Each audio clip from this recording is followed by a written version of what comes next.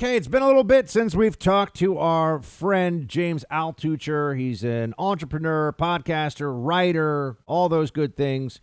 He's with us now to talk about what's going on in this country and here in New York City in particular. What's going on, James? Hey, Buck, how's it going? Thanks so much for having me on the show again.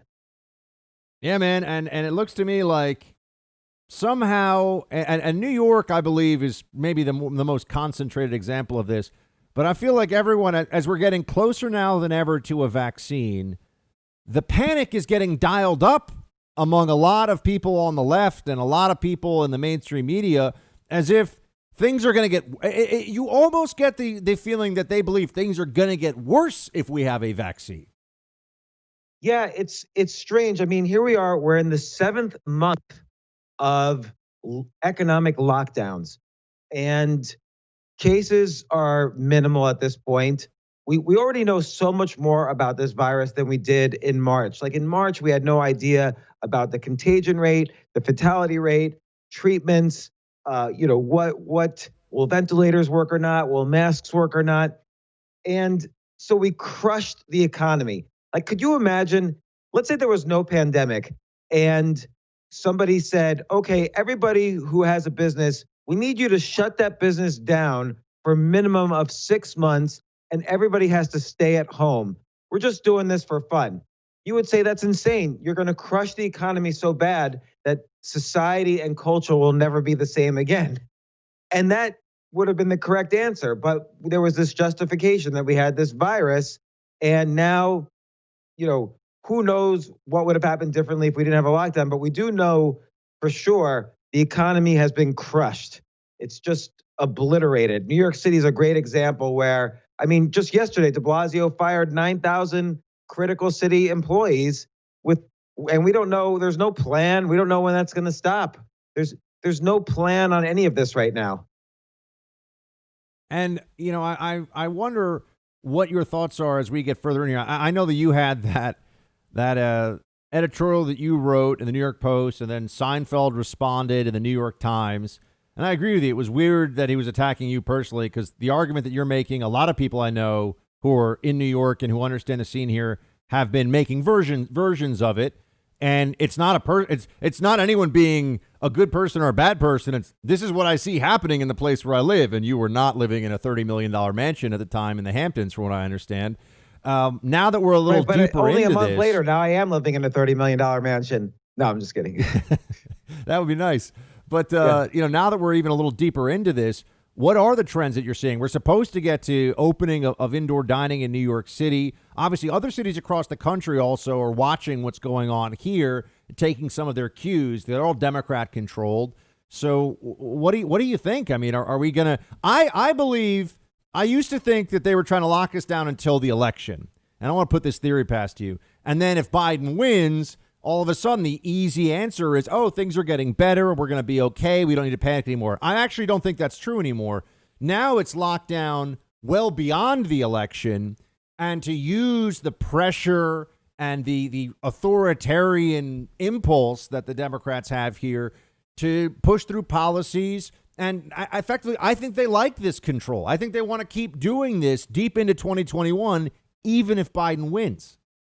Yeah, I believe that too. I mean, look, Biden's talked about a national mandate for masks, which is just insane. And I'm not saying anything about masks, but I'm just saying a national mandate. That means whether you live in the densest part of New York City or you live in the mountains of Montana and you're going out to get your mail a mile away, you have to wear a mask.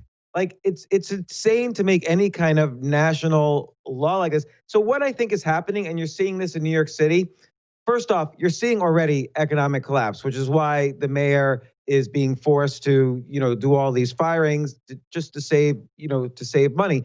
But what you're really seeing, and nobody will acknowledge this, what you're really seeing is what is called traditionally fascism. So fascism, you could think of as a state-controlled capitalism mixed with identity politics. So I hate to go straight to Nazi Germany to describe this, but originally the Nazi Party was called the National Socialists. The Nazi Party, when they took over every single part of capitalism. What you bought, who could sell, what you ate, how you moved, and that's what's happening in New York City. Is that we were told to all close down our businesses and to stay at home, not even to go outside, and now the economy is ruined. And then identity politics.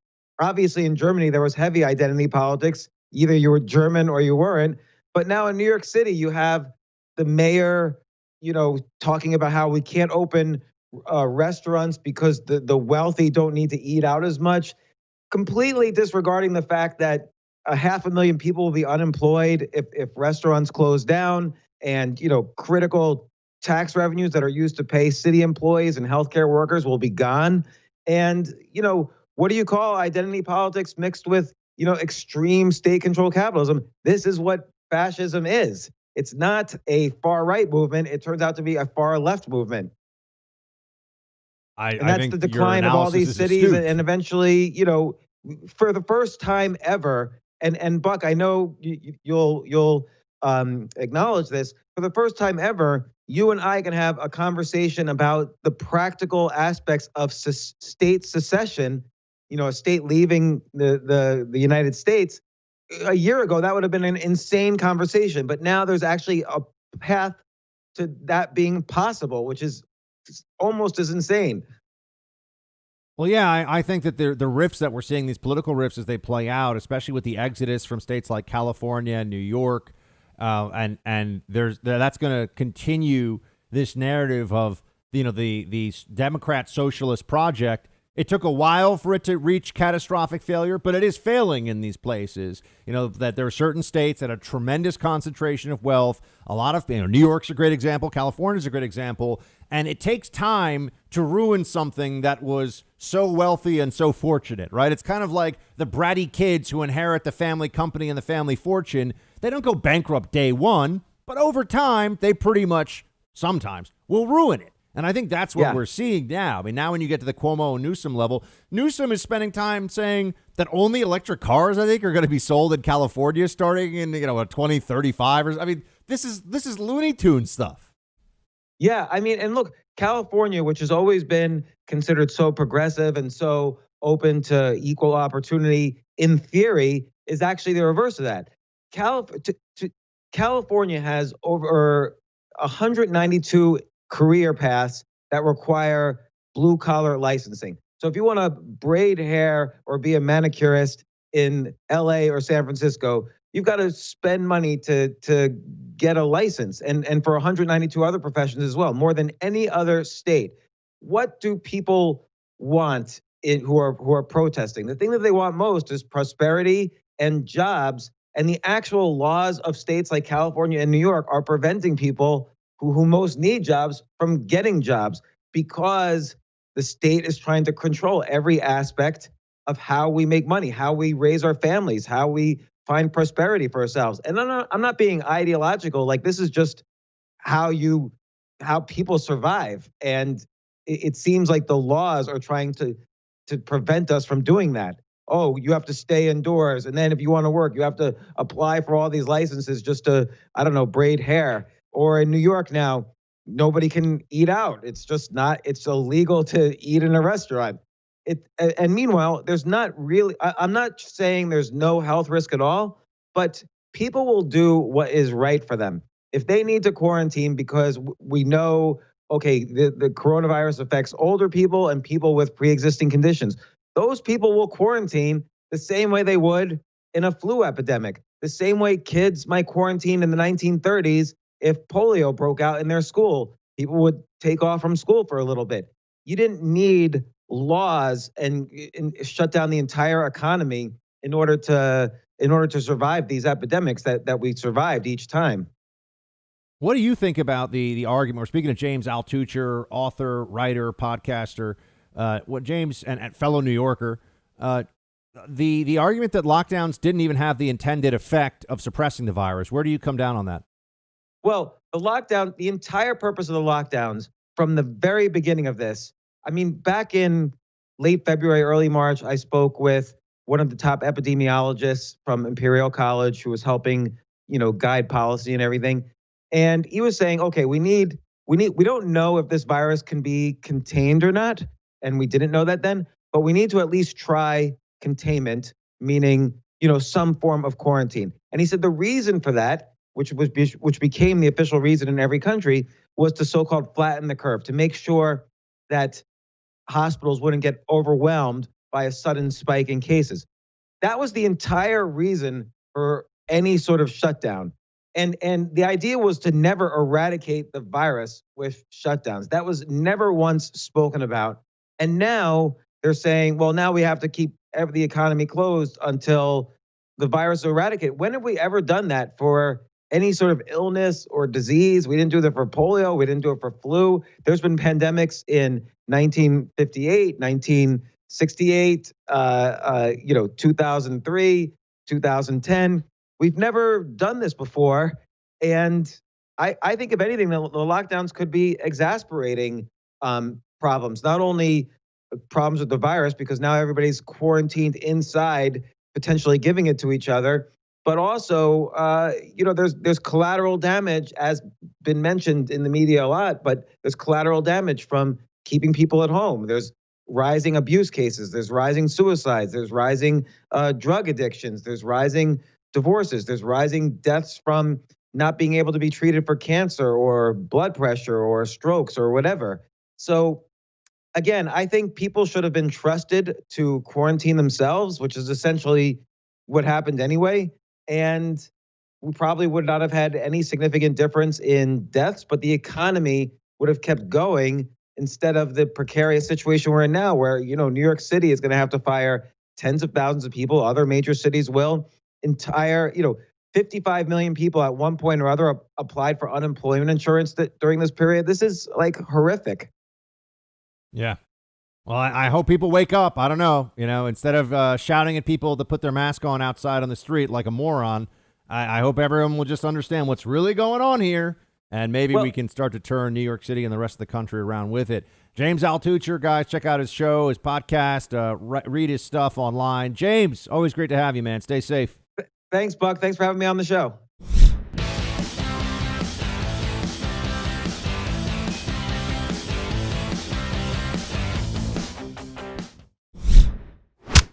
Dr. Fauci, today you said you are not for economic lockdown, yet your mitigation recommendations, from dating to baseball to restaurants to movie theaters, have led to this economic lockdown.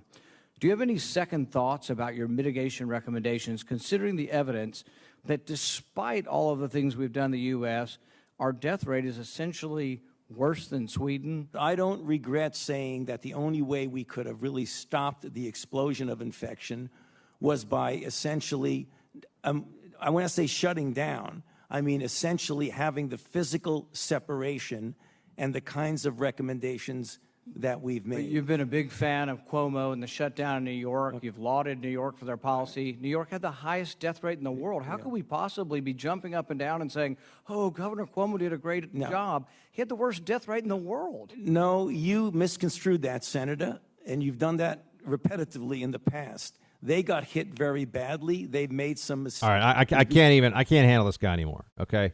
Bull. I got a call from the Test and Trace Corps yesterday, the day before. They don't know anything. They're just harassing me. Are you making sure you stay inside? Yeah, of course. Are you doing everything that we tell you to do? Yeah, sure. Do you know how to get a COVID test if you need to? Yeah, okay. I mean, I'm being serious. This is what they ask me on the phone. They call me. They have a human being who calls me. Look, I'm polite. It's a person doing their job. I'm not going to I don't hold them accountable for these stupid policies, right? They're just doing what they're told is their job. But the heck is this? And Rand Paul's totally right. Fauci runs around being a little fanboy for Cuomo. Cuomo is the worst COVID response in the world from this moron. And it's the numbers. Look at the deaths. Look at the numbers, okay? The worst in the world. And Fauci's now, well, they've done all these good things. What have we done now that we weren't doing earlier on? Oh, we're not sending COVID positive seniors to nursing homes. Okay, Cuomo figured that one out the hard way. But see, this is the problem, folks. It's all now, well, sure, you got hit really hard even though you had lockdowns and even though you had all these things. And yes, it's true that The lockdowns were never meant to stop the virus from spreading permanently. But because you're doing these things that we tell you to do so well now in places like New York, that's why the test positivity is so low.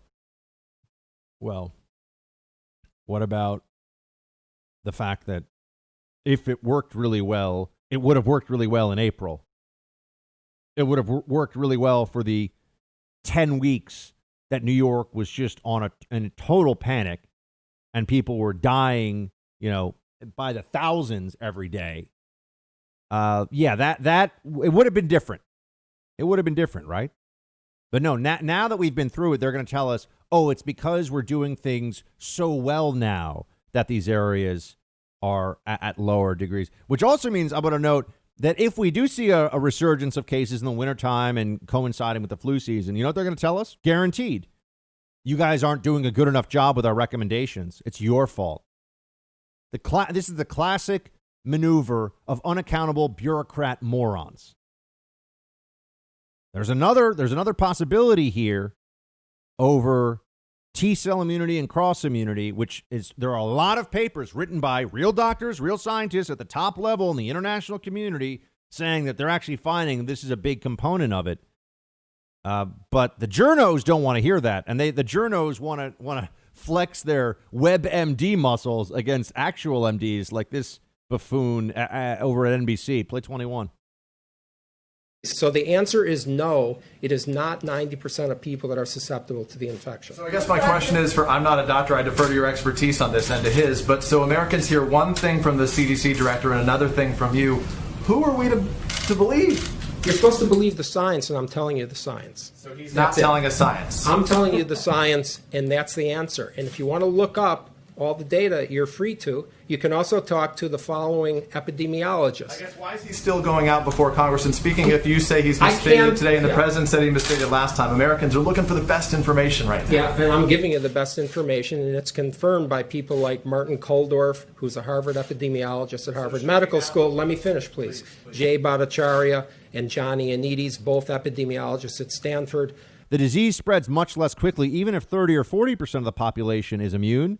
You have a much smaller field for it to spread, right? So that is much more likely to be what has caused the slowdown than these policies that didn't work in the beginning. But now we're told, oh, well, they have worked now? They're never good. Folks, just get ready for this now. They'll never admit they were wrong because they've done so much damage and they've been such smug jerks about these mandates and lockdowns. They'll never admit they were wrong.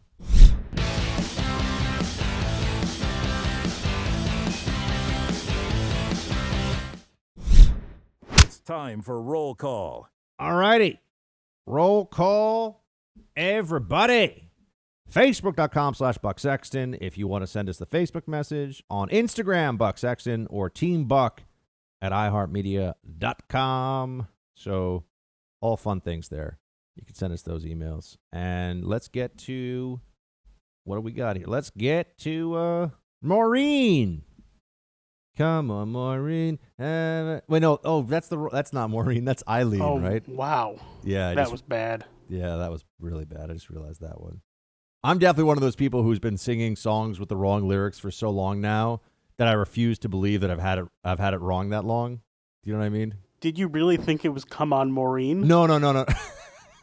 No, I knew that one as soon as I said it. But there are others that I'm like, no, it can't be that.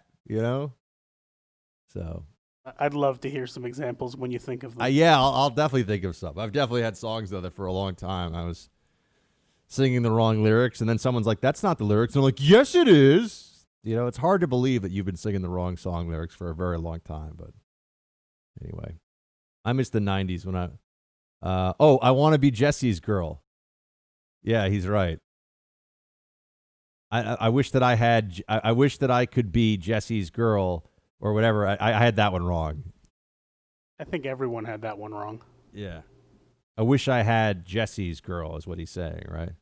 I think I said I wish I was. Anyway, there's some other ones. Producer Nick just pointed that out. All right, let's get back to what Maureen actually has to say.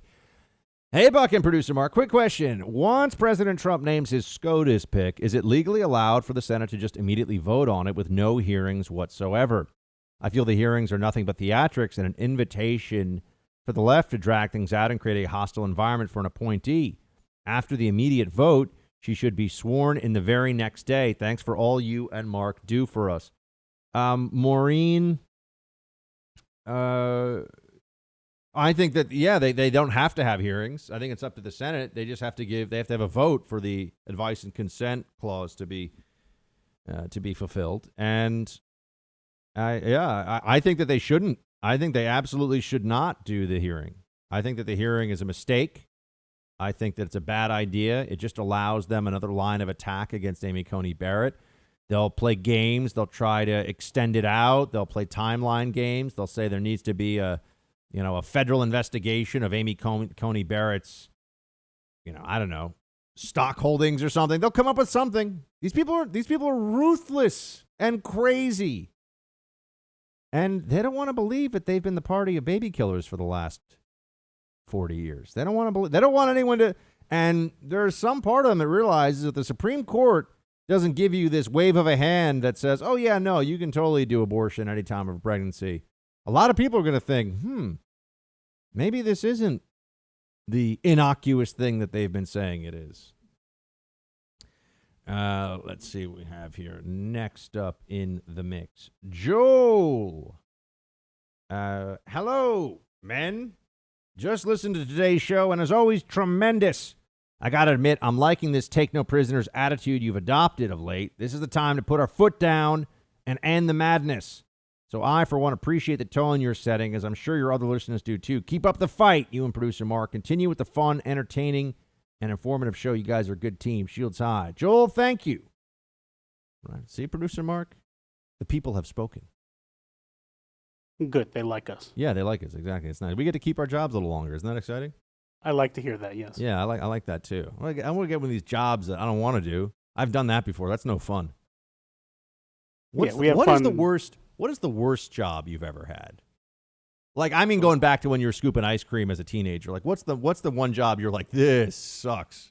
Oh, because worst job I've ever had, I probably can't say on this radio show. I actually did scoop ice cream once. How was that? That was pretty bad. It wasn't as bad as you think, but it was still, manual labor. I was an unpaid camp counselor for a summer called a counselor in training, where you're 1 year shy of what you need to be. They had this program, and then you would guarantee to be a camp counselor the year after it. But I realized once I was in it, one, if they like you, they'll just hire you. You don't have to do the training. And two, all I was doing was making peanut butter and jelly sandwiches and carrying around big bags of equipment all day in the hot sun, like by myself. It was the worst job in the world for free. It was a free job. No, I'm sorry. I shouldn't say free. I think they gave me for 8 weeks, I think I got a $150 stipend or a $200 stipend or something like that, so I could get myself a nice Walkman. Hey, when you were a kid, that's all that mattered. Yeah. I was like 14 or 15, I guess. Think about it. You grew up in what, the 60s? So $150 was a lot of money. Yeah, no, you could buy a whole 20-acre farm for $150 when I was a kid. You jerk. But yeah, that was a bad gig. I'm trying to think of other gigs that I've had. Tutoring, I tutored to make extra money or just to make money when I was in high school. And tutoring is entirely dependent. The kids were always well behaved. It was dealing with the parents that was a challenge. The parents would be like, "Why didn't he get an A?" And like, well, I don't know. I gave the kid a great outline, and we went through this stuff, but maybe he's got to study a little harder, or maybe he's just not that smart. These are like, you can't. I don't know. The parents, I'm not a miracle worker. I don't know what to say. You know what I mean? I'm doing the best I can. You mean you didn't just take the test for them? No, you got to pay more money for that. And apparently now you can go to prison for that, as we see from these this like college admissions scandal thing. The most fun job I probably ever had was being a soccer coach. That was awesome. I want to coach again one day. It's so fun to. You ever coach? No. You could coach ice hockey. That'd be fun. I probably could. Yeah. I've never played, though. Yeah, but if you know enough about the game, like I'm a much better coach than I was a player, just because I can understand and conceptualize the things pretty well. But who's going to teach you the game? What do you mean? You don't know any sports. I guess soccer. I played them. I know tennis, and I know soccer, and I know basketball. How do you coach soccer? Hey, score a goal occasionally. Yeah. Run around the field with the ball. Wow, look at you. Well. You know what's funny is that the audience is 95% with you on the soccer hate, so I can't even begin. I can't even. I like wish I watching had tried paint as a dry. kid to play quarterback or something. It would have been fun to play football. Football didn't really exist in New York City as a sport that was played in high school. We just didn't have the fields or the programs for it, so it didn't. So that's why you get a lot of soccer and lacrosse instead. Yeah, but if you have soccer and lacrosse fields, you have football fields. Yeah, but they didn't have the programs, meaning they didn't have enough kids in some of the schools. Football is very for a football expensive, too. team, and yeah, I mean there's and plus you got to compete with the you got to compete with the soccer and the lacrosse teams that want those fields. So yeah, there's not a lot. I think if you get out in the burbs, there's a little bit more football, but not really. It's not like in the South. I watch Friday Night Lights, and it's like football's life. We love it. Yeah, different thing. Oh, they build major stadiums like in Texas for high school football. I know. You've seen Friday Night Lights, right? Of course. Yeah. All right. Andy writes, "Hey, Buck and Mark, longtime listener, going back to Real News at the Blaze and Saturday Commie Bear Crew." Wow, Andy, you do go back, my man. Original Saturday Squad. Listen every day. Buck is by far the heir apparent to Mr. Limbaugh. Oh, don't tell my competitors that, Andy, but thank you. Anyway, listening to the Tuesday podcast, and I think you can't take your eye off Romney. He's a shyster, and my expectation is that he will not allow he will allow the vote and vote no with the Democrats. He's never said he would side with Trump, just that he would allow a vote. He's got an ego the size of Cleveland and will capitalize on any opportunity he sees to make himself a maverick a la John McCain. Andy, I do not disagree with you, man. I didn't say that we're celebrating Mitt. I'm just saying, okay, he's moving the right direction, and if he does the right thing here, we got to say good stuff, Mitt, right? We give credit where it is due. I always say that, and we do. So if Mitt votes for, assuming it's Amy Coney Barrett, we're gonna have like a Mitt Appreciation Day on the show. Well, a Mitt Appreciation, the 20 seconds maybe. I'll bring my baseball glove. Yeah. What is that for? It's a baseball mitt. Oh, yes. No, I knew that. So we'll see, man. Jim, Andy, I think you could be correct on this one, though. We're going to watch Mitt very closely. He is he's a slippery one. That's for sure.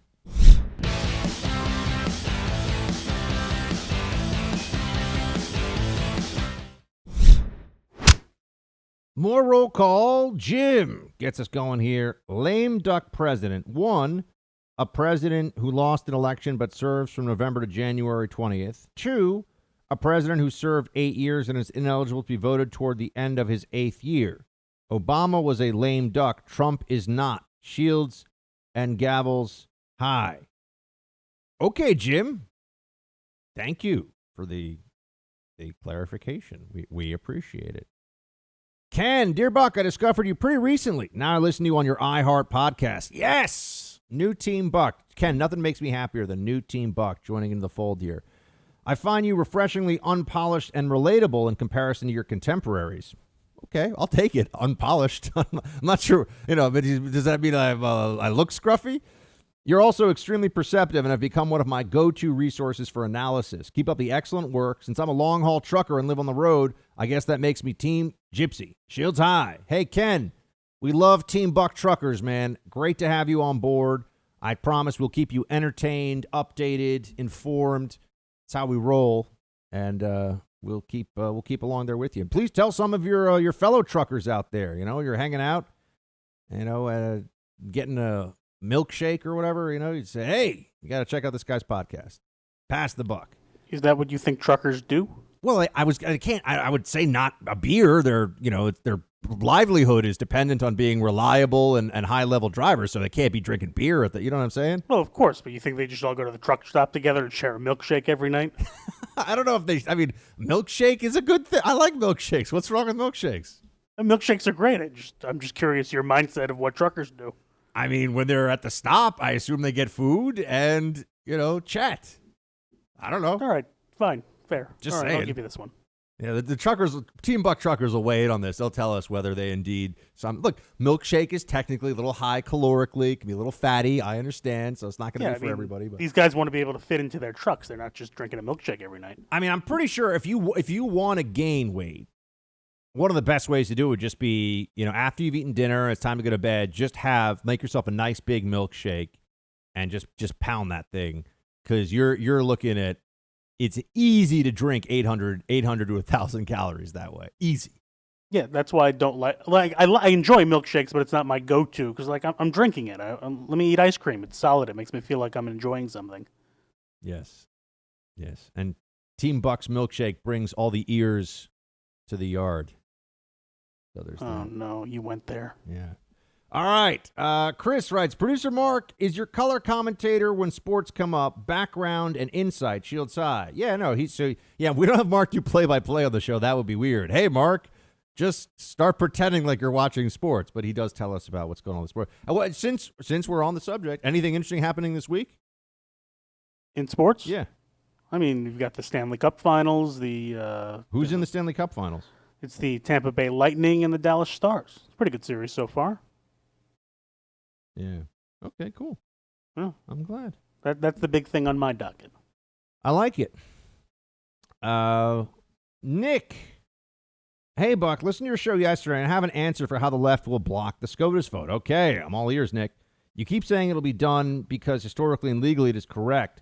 That is the very argument they will use because historically the USA is a racist country run by old white men and the Constitution was written by rich white men. So they can and must be ignored. Any senator who says differently will be branded a racist and be canceled. Unfortunately, this is the world we live in. This is one time I'd like to be wrong, but no, I'm not. Hang tough, my friend. Nick, we'll see. I don't think that's going to be but I don't know. I don't think that's going to be the approach, but I like that you're thinking outside the box. Because I don't know how procedurally that would really change anything. I mean, maybe that's going to be part of their pressure campaign, but I think that they're gonna think something else up. I don't know. Todd, thank you for highlighting the story of Jake Gardner on your show Monday. It is a travesty, a tragedy. It's just heartbreaking.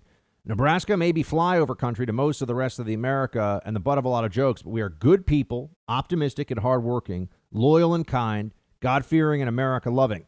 This is not the way Nebraskans treat each other. Don Klein and whoever sat on that grand jury should be ashamed of themselves for the rest of their lives for bringing those charges against Mr. Gardner. They have blood on their hands for cowering to the mob. You're right. His own local government betrayed him. And now another vet has committed suicide. It didn't have to happen. Buck, you really showed your class and character by speaking up about Jake Gardner and his story and taking the strong stance you did. Thank you. If this can happen in Nebraska, it can happen anywhere. It's terrifying.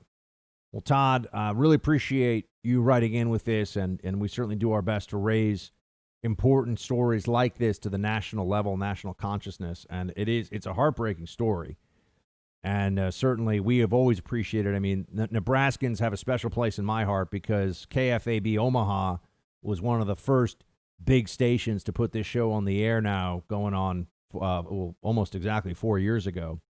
So we've had Nebraskans listening in now for years, and we really appreciate the way that they've made Team Buck a part of their daily lives.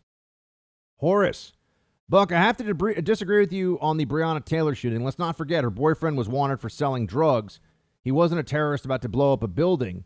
They could have waited until he exited the building and apprehended him at that time or any other time. There was no need to confront him in his girlfriend's apartment. They knew it was his girlfriend's apartment. A cornered person is more likely to resort to fight over flight. I do believe you've heard that some police reform was worthwhile. If so, what reform? Do you see a problem with no-knock warrants? I know you don't have a problem with stop and frisk. Another place we disagree. But if you agree there should be some police reform, what does it look like to you? Horace, this is going to sound like I'm dodging, but we're at the very, very end of the show. I'll say this. No-knock warrants, the reason that they would do that is because, especially for drug cases, if you knock and you give somebody a few minutes to put all the drugs in the toilet, you're not going to find drugs on the scene necessarily, right? Or they're going to hide the stash. So that's why that exists. And as for police reform, it's a very broad range of issues. I actually seek prosecutorial reform more than specifically police reform. So that's the best answer I can give you with the clock ticking down to 0. But thank you for writing in. And team, until tomorrow, shields high.